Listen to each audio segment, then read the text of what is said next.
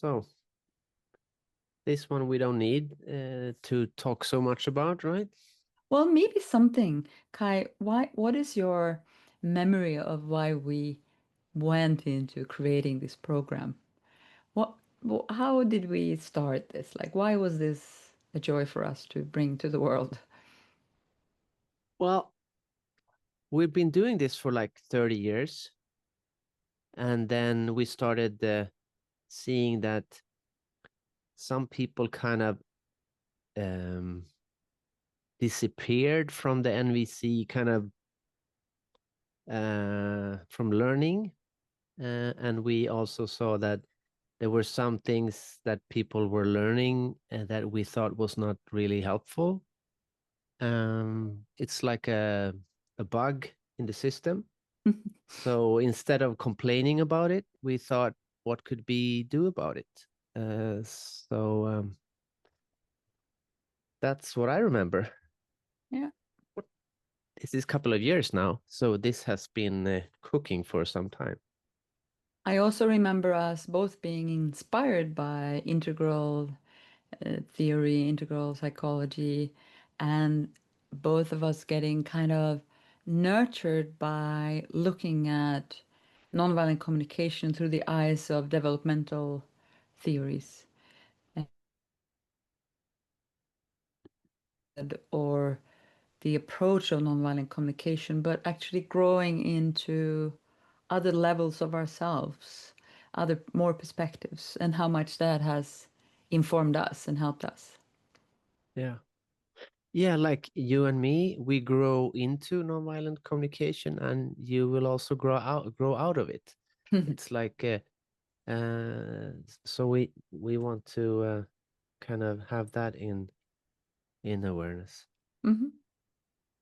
And we used to do something in Sweden that we called year two, which was when the people that had gone to our 1 year program, when they wanted to go deeper, we set up a what we call year two. So this is like partly drawing on that, but in a more integrated way. What do we mean with just simply trusting people's good intentions, Liv?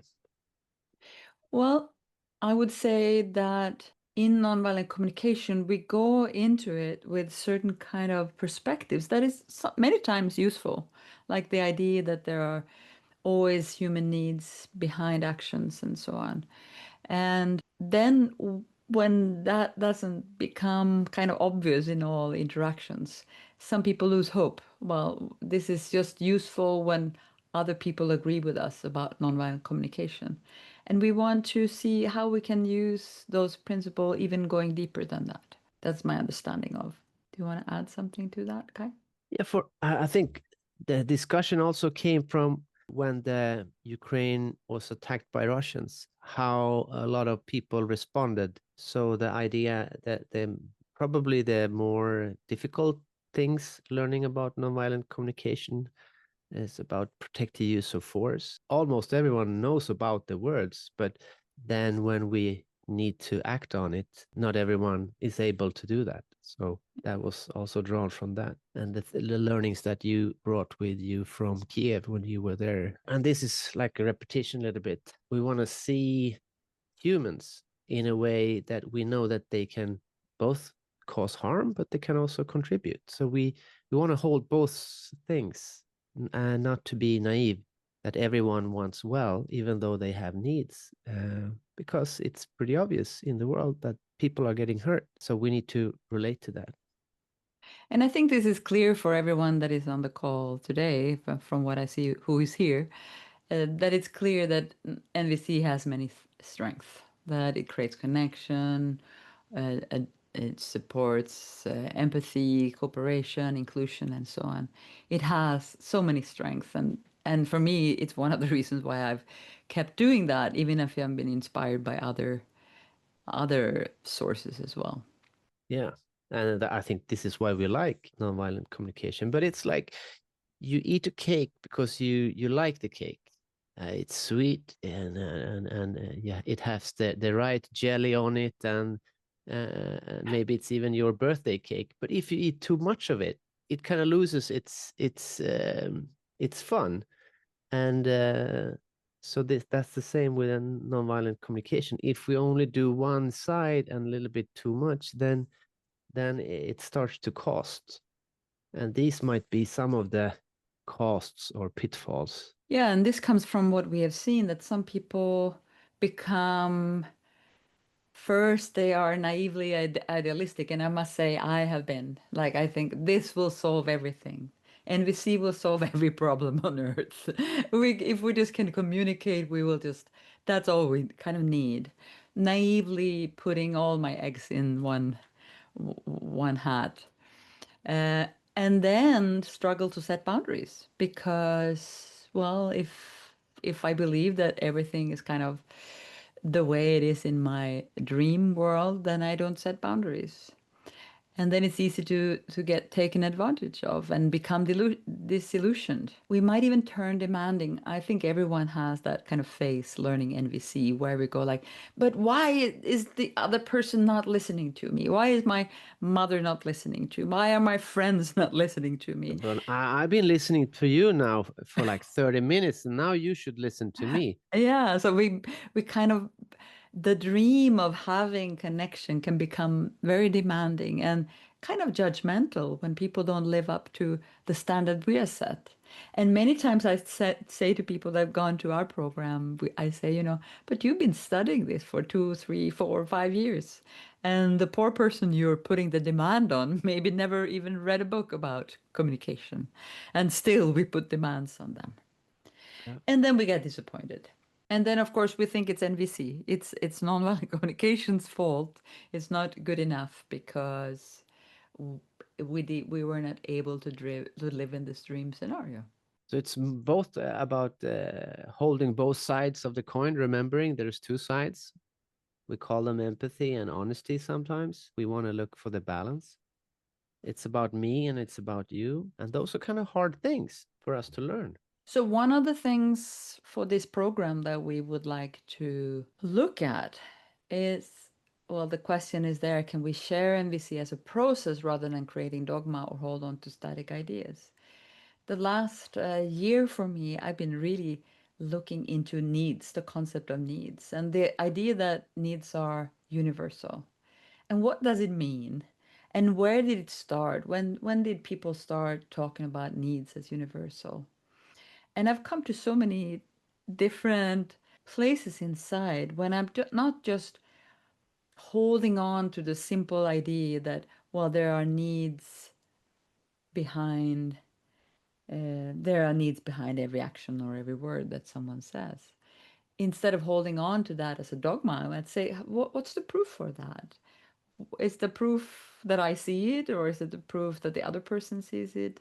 And this is one of the ideas that we want to kind of, together with the group in the Reimagine program, to look for what does it mean for us when we don't need to hold on to static ideas, but we can actually go for the human connection without throwing out the helpful models, the helpful ideas.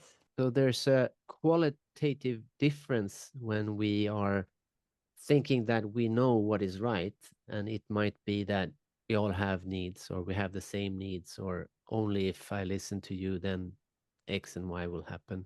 Rather than if we're curious about what is going on and is there a need and can I recognize that need? Or is there a need that I don't know about, that I haven't experienced yet, that I don't know how to put into words? We would like there to be more curiosity in the exploration rather than this is what Marshall said or this is what step number 3 is.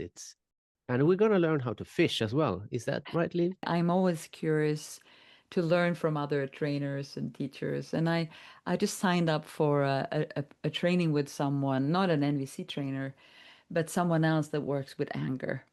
And then I realized I'm curious because this person is not using a method or not using one method. And I'm curious how it will be, because one beauty for me with NVC is that there is methodical, practical things to do. For example, dealing with anger.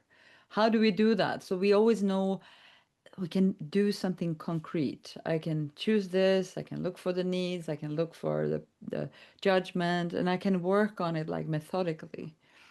And at the same time, I want to remember it's not about the method. It's not, the goal is not the method, or the goal is not to find all the steps in the method, but it's actually learning a method so I can work with this when I don't, and when I'm not in a training situation, when I'm not supported by others.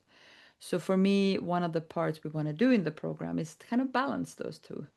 How can we balance the method and the intention? So this also means that we're not just gonna kind of create some nice experiences, but we want to share like processes and models that we can practice, that we can master over time, like the story here. So we're not going to give you fish, but we're going to teach you to fish, and you will never ever be hungry. That's kind of the idea.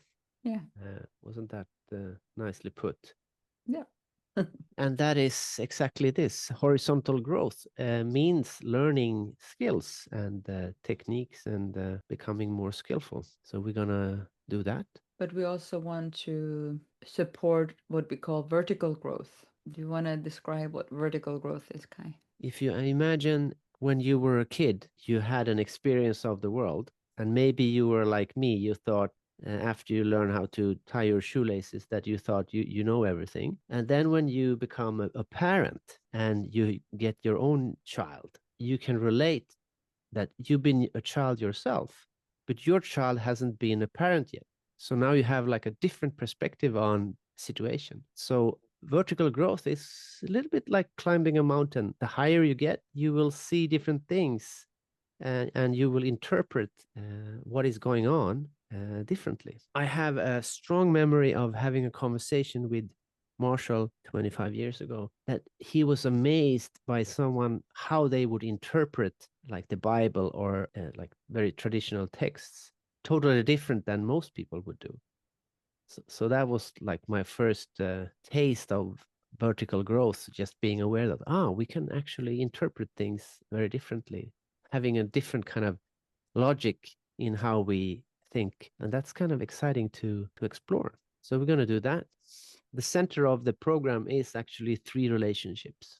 So we're going to ask you, if you join us, to work on 3 relationships, because if you go to a workshop and you will do a role play or you will have a nice conversation, and then you might not see that person anymore. But if we use our relationships that we have, like it could be family or work related relationships, and those are in a continuum, meaning that they affect us. So there's a consequence, a natural consequence that helps us to learn and gives us feedback on how we relate to that person and how we relate to ourselves. So that is like the centerpiece. So we will ask you to choose 3 relationships as something to learn and maybe work, depending on how we put it. You want to add something, Lead?